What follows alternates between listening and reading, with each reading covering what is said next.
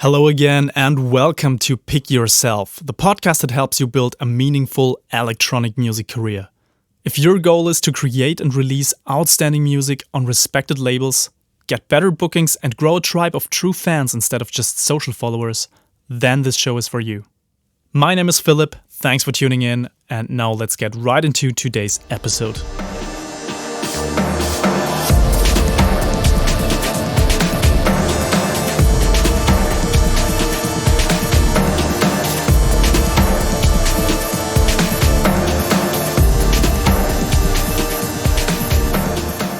Welcome to episode 41 of Pick Yourself. I'm super happy to have you here with me again. Thanks for tuning in, I really appreciate it. This show airs every Tuesday, and believe it or not, it's super hard to come up with new episodes every single week. But I try to keep going, and if you want to support me, then I would be super thankful if you could just leave a short review on Apple Podcasts or whatever other podcast platform you use. I stick to my promise that this podcast will remain 100% free. It's just there to help you.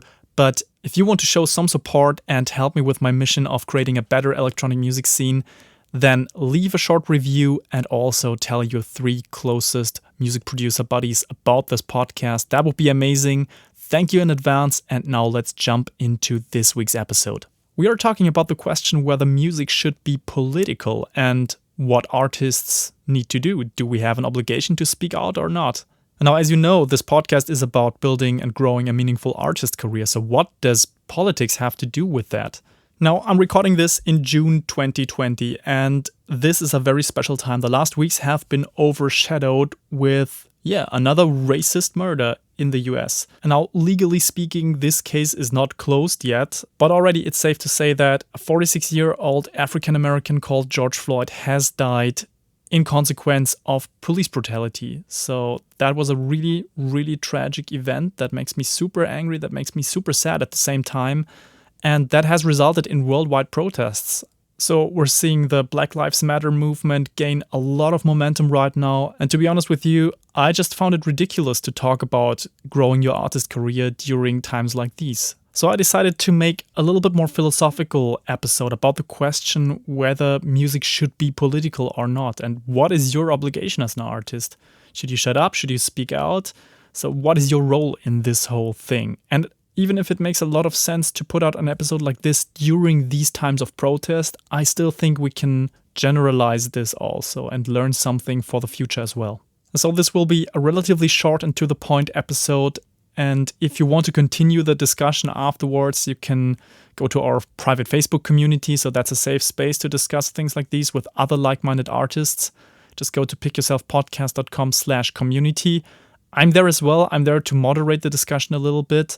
And hopefully we can also find ways together of how we can support the Black Lives Matter movement right now and also other causes where we can truly stand behind as electronic music artists. Now, coming to the question whether music should be political or not. I generally see 2 different camps in that discussion. So the one side is basically stating that yes, artists definitely have to speak out against injustice, against things that concern them, but also culture and society as a whole. And then there's this other camp that says music should stay free from politics. Music is like the last safe space besides all the bullshit that's going on in the world. And we need to protect that space. So music is music and art is art and politics is politics. And so here is my personal opinion on this. I believe that in some cases, like this one of the death of George Floyd, in times like these, artists have an obligation to raise their voices. Because in consequence, remaining silent in and of itself is also a political act.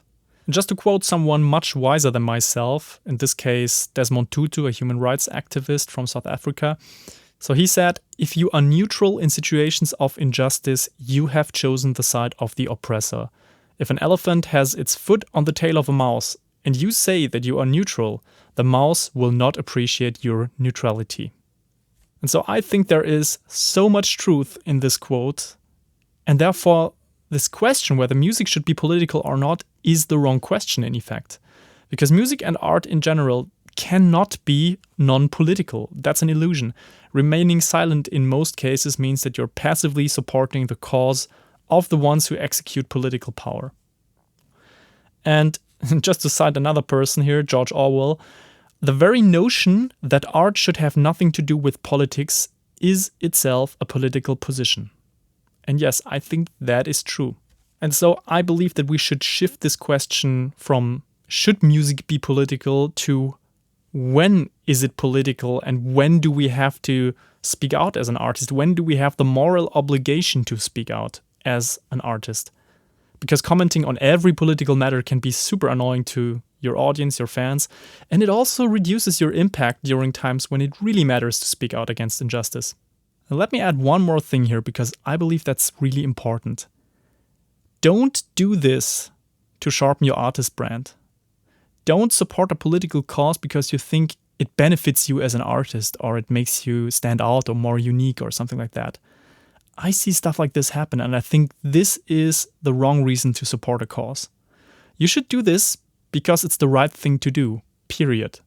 So even if it's super fashionable right now to post black squares on Instagram for Blackout Tuesday and support certain hashtags like Black Lives Matter, yes, that is part of the whole movement, of course, and it's good that you participate in this. But it's not just another fashion statement. Yeah, this is something meaningful and you should go beyond that. You should see how you can really support the movement by doing a little bit more than just posting a black square. And now let's go one level deeper. Let's look at techno and house and not only as music and art in general. What do techno and house have to do with politics? So, at first glance, electronic music genres like techno and house are related with parties, with hedonism, and like nightlife culture in a broader sense.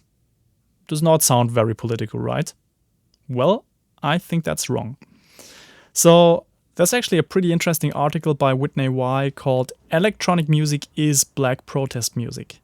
And in this article she writes, nightclubs, as it so happens, bear a long legacy of being one of the very few spaces in society where black and brown people are able to freely express themselves, where they are able to, for a few short hours, reclaim the bodies that are systematically regulated, attenuated, and deliberately destroyed by the state. So I really recommend you check out this article because it talks a lot about the roots of dance music culture. And yes, Detroit techno and Chicago house are rooted in political movements. This name, Underground Resistance, wasn't born as a marketing slogan, but as a bold statement of musical counterculture.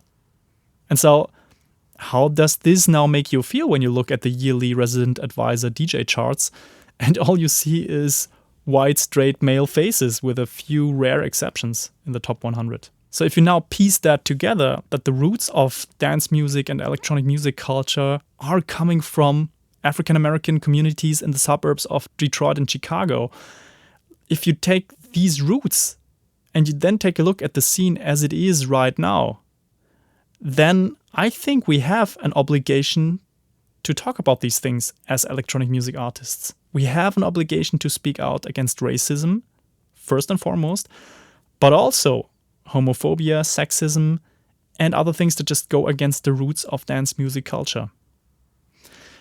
And in a way, even that idea of a hedonistic 4 nights in a row party at a Berlin techno club is in and of itself a political act.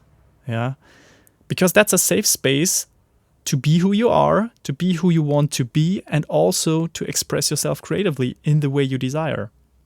And anything goes as long as you respect other people's boundaries. And now let's get a little bit more personal.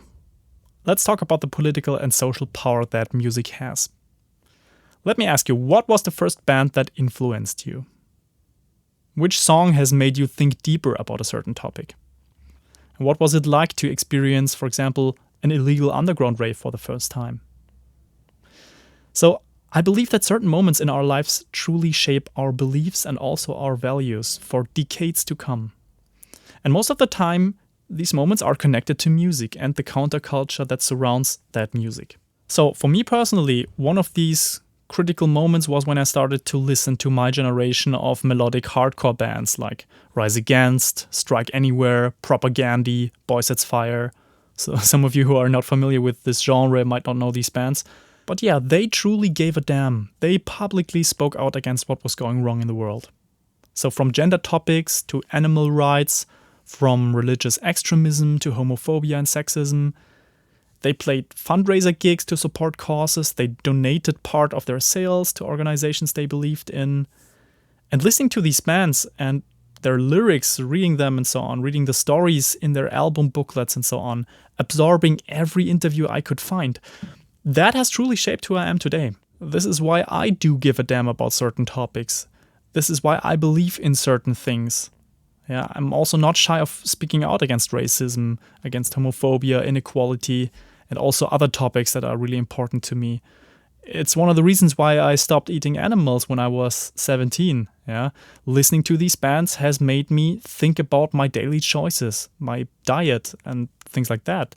To sum it up, I would be a completely different person probably if I hadn't listened to these bands.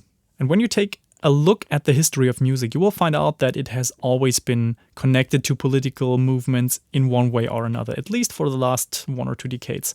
So from blues to political folk music, like We Shall Overcome, from hippie anti-war hymns to hardcore punk, from hip-hop to house and techno, many genres of music have been strongly associated with political movements and social issues.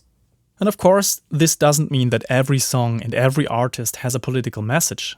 It also doesn't mean that you can't just enjoy a worry-free club night. That's not the case here. But looking at genres like techno and house must always include the roots, and they are clearly political. The music itself might not always contain rebellious lyrics or socio-political slogans, but that doesn't mean there's no connection to a certain movement. And I believe music has the power to shape generations. And so let's look at the socio-political aspect of modern techno and house. So what does contemporary electronic music stand for? And I must admit that it has been harder to spot it in the last decade, and this has to do with mainstream attention that these genres have gained. So superstar DJs, big festivals, and EDM as the ugly sibling on mainstream radio. But still, I believe that there are certain aspects in our scene that are clearly related to socio-political matters. Let me give you a few examples. So this whole culture of underground club and festival culture, because that celebrates diversity, that celebrates equality, and it's at least trying to create a safe space and also some kind of parallel society within society, at least for a few days. And as a whole, this is a cultural statement against racism, against homophobia, and against sexism. Then the LGBTQ movement inside the techno and house community, and also gender equality related collectives, parties, and labels, I think they have managed to create some awesome movement in the last years. Then a new generation of feminist collectives, individuals who speak up and scene-wide discussions about female representation in electronic music. That discussion is not over, of course, but yeah, it has gained a lot of momentum in the last years. And then also a relatively new approach of eco-friendly partying that can be seen, especially at small festivals with minimum waste concepts and educational side programs. Now, is all of this going well? Absolutely not. And let me make this clear, I think we have to do a lot of homework in our scene. And this brings me to the final point of this short episode here about the question whether music should be political or not. Because I believe it matters to fight every single day and every single week to make positive change happen in our scene and also in wider culture. So let's be brutally honest here. We are still far away from equality on the dance floor. So subconscious and even open racism, homophobia, and sexism are still finding a way into underground techno clubs. They get around the bouncer while the black or queer person gets sent home again. That is the reality of techno these days. Festival lineups and also the yearly DJ charts in big magazines and so on, they are a laugh when you look at them from a diversity standpoint. But that is exactly where you come into play. Because as an electronic music artist, you have the power to shape the direction of this scene. It's in your hands. So do you want to still neglect the socio-political component of techno and house, or are you willing to speak out against what's going wrong? And your audience, no matter how big or small, your audience matters. Your true fans are ambassadors of your cause. And the artists around you are collaborators, not competition. Yeah, they are collaborators in making the scene better. So if you haven't taken a stance yet, it's time to do so. And the death of George Floyd right now can be your wake-up call. Because music is political, it's impossible to be non-political. And you as an artist have the power to change society, so use that power. So this is my opinion on the relationship between music and politics. Now let's see what you can do about this.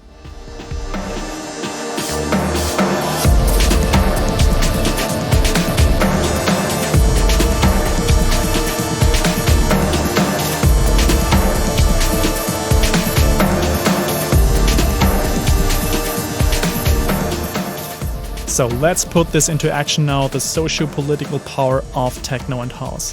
What can you do as an electronic music artist? I have 3 action steps for you that you can implement right away. The first one is educate yourself on the socio-political roots of electronic music. I really do believe that this is important. If you are part of that scene, try to read up on the history of house and techno, do your own research and find out how this is connected to the bigger picture here.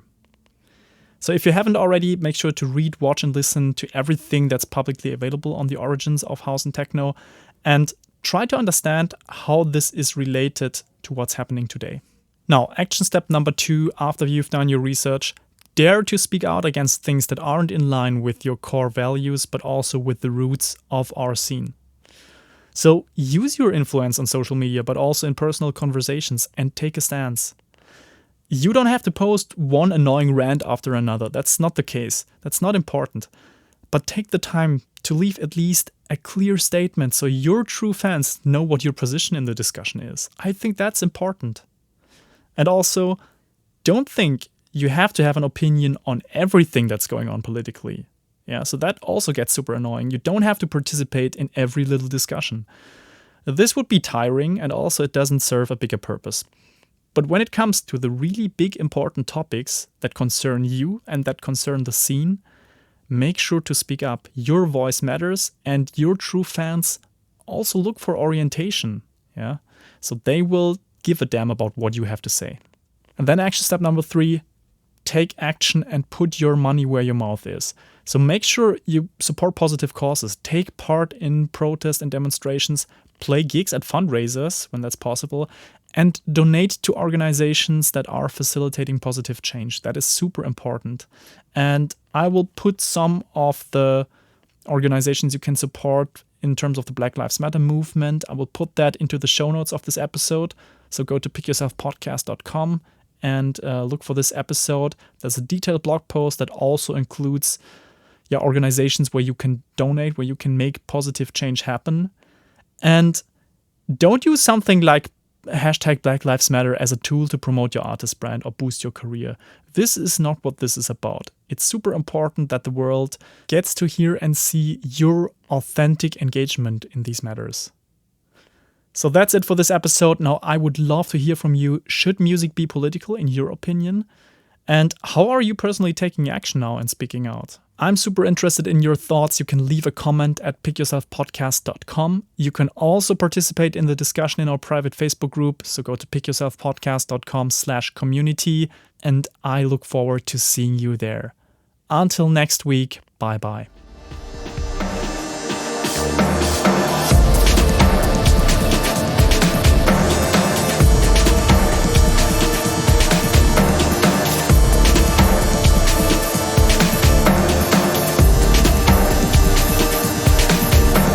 If you don't want to miss any of the upcoming episodes, please make sure to subscribe on your favorite podcast app. And you can find detailed blog posts for every single episode on pickyourselfpodcast.com. Until then, see you next time.